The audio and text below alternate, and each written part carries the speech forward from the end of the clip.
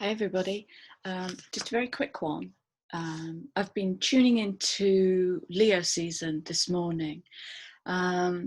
So this weekend was very mixy and shaky, like it felt a bit bipolar. And so that to me signifies change. And then Sunday, when I got that kind of excited for no reason feeling, that started to cook. So I started to tune into Leo season because we're coming into Leo season. And this feeling intensified, and it's a feeling of excitement. So I don't know what's coming out. So I thought I'd pull you a few cards, and the first deck is the beautiful Animal Spirit deck, and they love working with the collective way more than they love working for me, for personal readings. And I didn't get to the end of my question of, do you have a message for the collective today? And 3 cards fell out. And these cards are amazing. So the first one is Rabbit Spirit. So let me let you see the picture. If you tune into the energy of a rabbit, this rabbit's got wings. And, and baby rabbits. So it's quite spring-like, and kind of bouncy and hoppy, and fast and scurrying. And 49 reduces to a 13-4, which is that beautiful feminine creation number, bringing the blueprint into the foundation, and kind of holding the energy of change, if you like.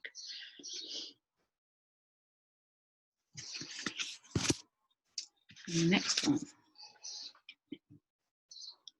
is Antelope Spirit. Okay. Which really confirms this energy that I'm feeling. Life is speeding up, to the extent that I found myself working yesterday. I never work at the weekend,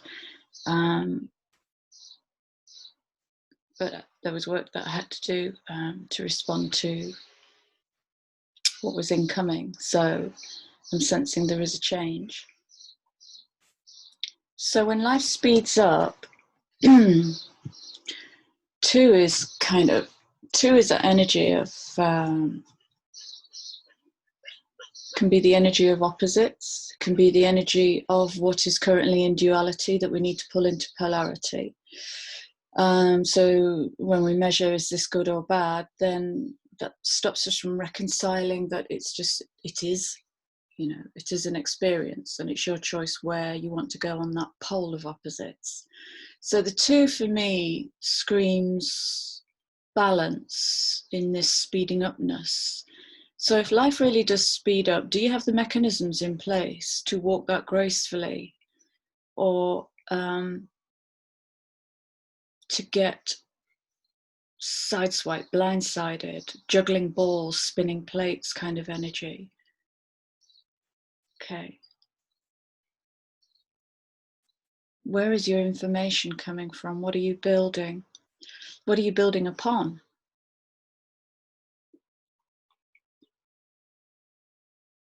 Okay. So that's looking pretty fast, isn't it? And elegant, if I might say so. And, look at this. Isn't that beautiful?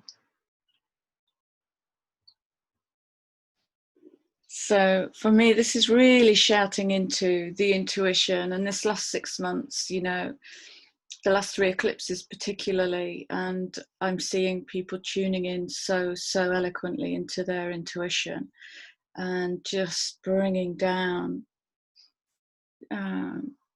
divine inspiration. And you know, in the 2 is kind of, because when you bring it down, you won't always be able to make sense of it. It might be something so radically different, that the 2 is, where do I find balance in this? Am I going to move in and manage it to death, or am I just going to let it float in? Maybe make a few notes and then leave it. Okay. So when we trust that we see clearly, and when we trust that the stuff that doesn't make sense is actually what we're choosing to do, or what our higher selves are choosing for us, then that's going to allow us to put some burdens down, isn't it? And just to let go of the need for order and control. 43 reduces to 7, which is, it's mystery. It's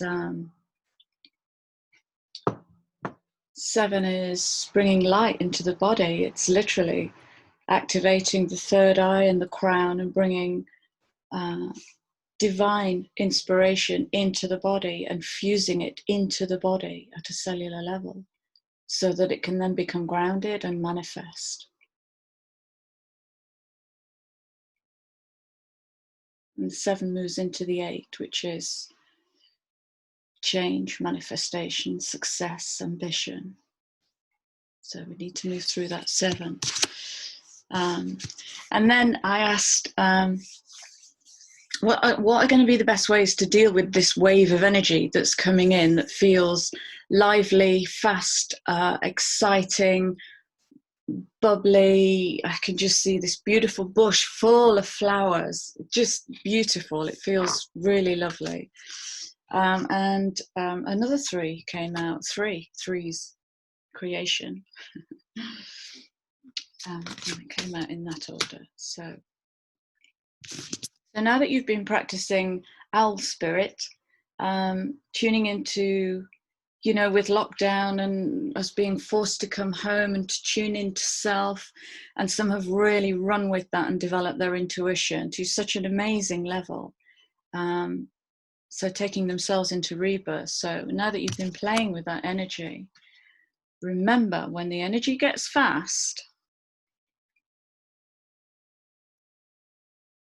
there's so much other energy around us now that's helping us to move into this time of kind of blindfolded, beautiful mystery. We can't see the end. And we do sometimes get addicted to tidy plot lines. Like, before I react to this, I need to see the end game. Boy meets girl, boy loses girl, boy gets girl back. Predictable. And life isn't like that. Nature isn't like that. It isn't like that. So we're learning to be unpredictable. And we're learning through our intuition to lean on that which guides us and surrounds us. So when you feel alone, never alone. And the small print, because we're still in shadow of Mercury, so I'll read you the small print. Lean on your circle of supernatural support. Tune in, ask, acknowledge. Leo season, look at this. And can you encourage your heart to really open to the potentiality of this? Can you ask yourself that question and feel the resonance that ripples through the body? Or feel what ripples through the body? How much good can you handle? Can you handle good that's beyond what you've been dreaming?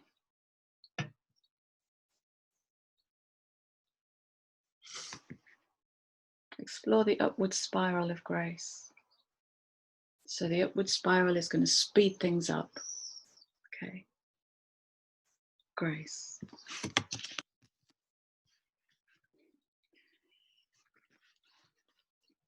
Wow. Yeah.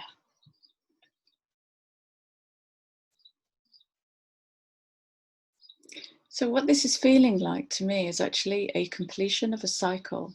Let's call it the lockdown cycle, but I suspect it's been going on for a wee bit longer than that. It's a step towards personal mastery in being so isolated. The only way out is in. And I know many, many, many people have taken the challenge of isolation as a way to come home to self, to heart, to soul, to body, and to mind, really. And the benefit of tuning into the intuition is that the mind can rest. One of my clients literally said the other day, I want freedom from mental slavery. So this client knew the narratives that were putting pressure on them to be, do, think, feel, behave in a certain way. But that wasn't their way, wasn't their natural, authentic self. So gaining the self-mastery is taking the time to really, really audit who you are as a person and how much of that you're willing to step into.